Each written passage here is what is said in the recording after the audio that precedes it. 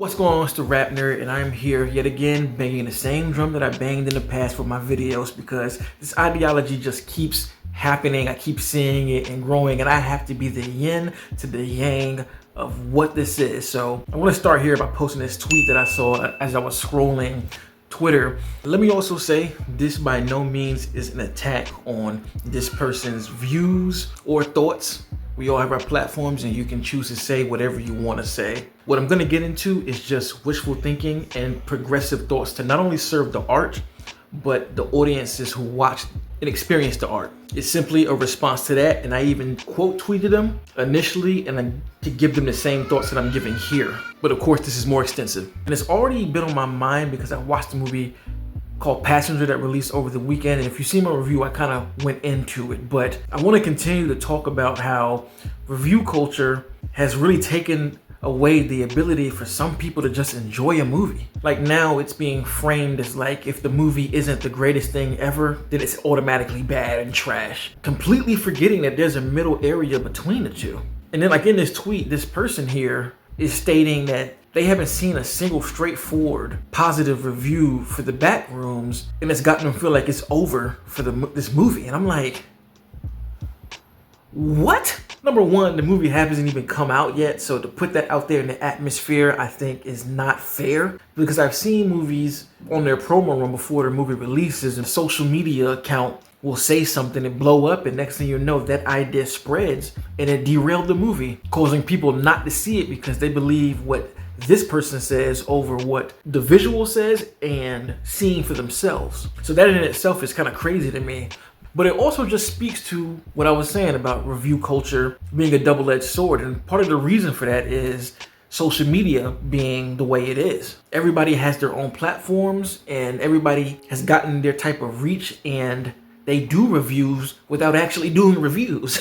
Like I've seen countless accounts, whether it be on Twitter or Instagram or even TikTok, where they'll do like, a minute review in video format or a few sentences in a tweet summing up a movie, and they get tens of thousands of eyes on it. And you go to the comments and you're like seeing people say, damn, I thought this was going to be good. Now I'll just save my money. And it's like, that's not the point of a review, in my opinion. I think when you do a review, you're supposed to give a full colored kaleidoscope of what the movie is and entice people to make their own decision about what they think after they see the movie. Like a review to me should stir up the interest more so detract, because we're all doing this to enjoy the art. And the other side of that is when people do review things, it's this grading scale that they look at it from. Like nowadays, all I see is hated it or loved it, and variations of those. Like I rarely see somebody make a review where they go like, oh, the movie was cool,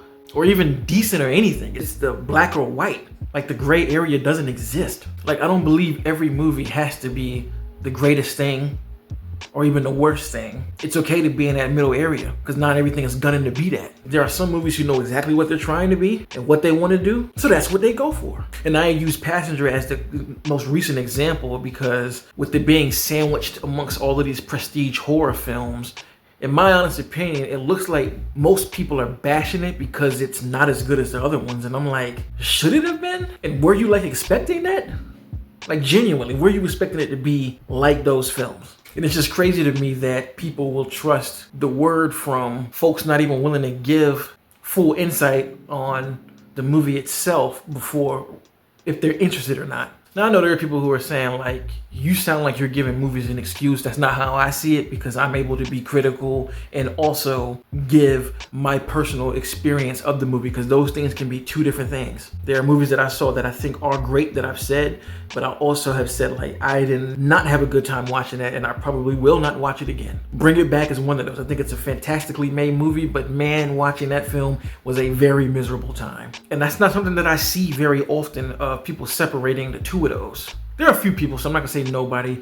One in particular is this cat Straw Hat Goofy. He's like that. I think he said in his videos many times that like he goes in to enjoy movies, and even if it's not the greatest, there's something that can be appreciated about it, and that's what he leans on, and I feel the same exact way. And that leads into my other point. People could just say, hey, worry about what you think, and that's it. While I do that anyway, I also want to speak my piece about it, because I think that these things are also what the film industry, producers, executive producers look at when they're on the internet and make the decision making based off of that. Like, there's a really big reason why certain movies don't go to the theaters anymore. Like, comedies barely exist theatrically. The action thriller is a dying genre that's not in theaters as much anymore. Dramas are on the big screen. Horror films get extremely limited releases. And that's why you see streaming services buying up all of these ideas and hitting platforms, because it's kind of a surefire way to defend themselves from social media critique. And I use that word specifically because social media critique is not the same thing as doing a review. Like, there are legit times I've seen somebody tweet about a movie. They'll say now watching, and then quote tweet it after they saw the film, and they'll say that was trash, and they get 20,000 likes, and I'm like, that's it? So I'm gonna wrap it up there, but I urge everybody, the audiences who go to these movies, whatever you do afterwards, whether you do reactions, reviews, social media critique, blogs, let's get back to enjoying the movies first. Forget all of this. Is this gonna be great or ass? Did it suck or did it not suck? Or having this checklist being checked off as you watch the movie. I can tell you right now, people care more about your actual experience with it opposed to any of those things. And the creators appreciate that too, because that's what they make it for. Because I know I sound like an old man right now, but I kind of am. And I remember prior to Rotten Tomatoes, what movies culture was like. Everything was just word of mouth. It wasn't really checking for reviews or caring what so-and-so said or basing it, if you're gonna see it, off of what this person felt. It was all about the experience, the hype surrounding it, and the trailers. And people would go. That's why the box office used to be way bigger overall than it is now. And of course, you got streamers and all of that. I'm not talking about that, but just from the standpoint of the reaction and how film culture has changed over these times. And I really would like to get back to that. I don't know, obviously this is just a coin thrown into the ocean, but you gotta start somewhere. So let me know in the comments, what do you think about review and reaction culture? Do you agree with me? Do you disagree? I'm open for all discussions without any type of ridicule or belittling. This is the internet, so I have to say that. But let's get the discussion going down below. And of course, if you like this kind of content, make sure to like, subscribe. And if you already are subscribed, thank you so much. And until next time, peace. RapNerd Productions, no capping, that's word to mommy. Instead of banking on it, now rapping is just a hobby.